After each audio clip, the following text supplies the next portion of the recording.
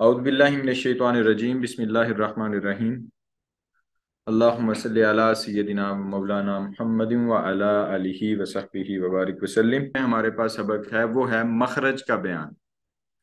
मखरज मखरज सबसे पहले याद रखें, ये कहते हैं निकलने की जगह को। निकलने की जगह को मखरज, जहां से कोई चीज निकलती है उस जगह को कहते हैं कि ये मखरज है। अब अगर अरबी में और तजवीद की इस्तिलाह में इसको हम देखें तो वो क्या है? मखरज बेसिकली हुरूफ कुरानिया ने कहाँ से निकलना है। हमारे मुंह के बहुत सारे हिस्से हैं जिनको तजवीद में तो 5 हिस्सों में तकसीम किया गया है। हिस्सों की तफसील आगे आएगी, उसमें बताऊंगा कि कौन कौन से हिस्से हैं, हलक, लिसान, शफतैन कौन कौन से हैं, किन किन को कहते हैं।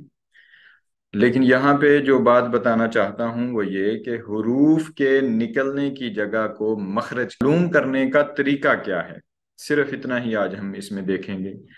सबसे पहले जिस हर्फ का मखरज मालूम करना है, हमें सबसे पहले उसको साकिन करना है।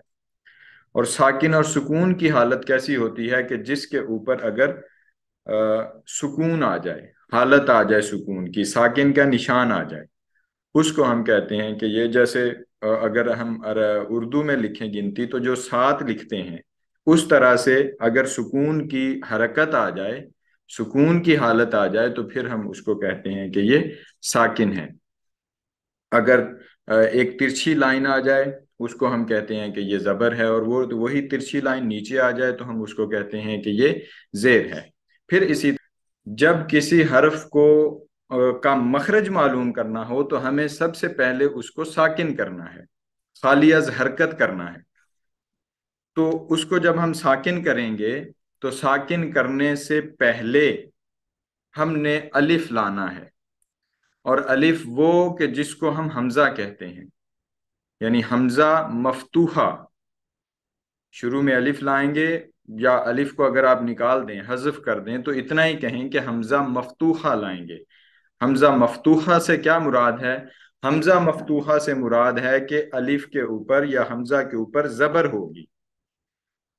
फतहा और मफ्तूहा, ये फतहा जबर को कहते हैं, उसी से है मफ्तूहा। जिस पर जबर आई हो उसको हम कहते हैं कि ये मफ्तूहा है। तो जिस हर्फ का मखरज मालूम करना हो उसको सबसे पहले साकिन करना है, उसके शुरू में हमजा मफ्तूहा लाना है, फिर उसको पढ़ना है, तो आपका मखरज मालूम हो जाएगा। यानी किसी भी हर्फ का मखरज मालूम हो जाएगा। जिसमें लफ्ज बा था, बा को हमने सबसे पहले, बा का मखरज मालूम करना है, बा को हमने सबसे पहले साकिन किया। साकिन किया, उसके माकबल ये जो अलिफ का निशान है ये हमजा है बेसिकली, चूंकि इसके ऊपर जबर आ गई है। तो मैंने पहले भी बताया है कि अलिफ के ऊपर अगर कोई हरकत आ जाए तो वो अलिफ नहीं रहता बल्कि हमजा हो जाता है।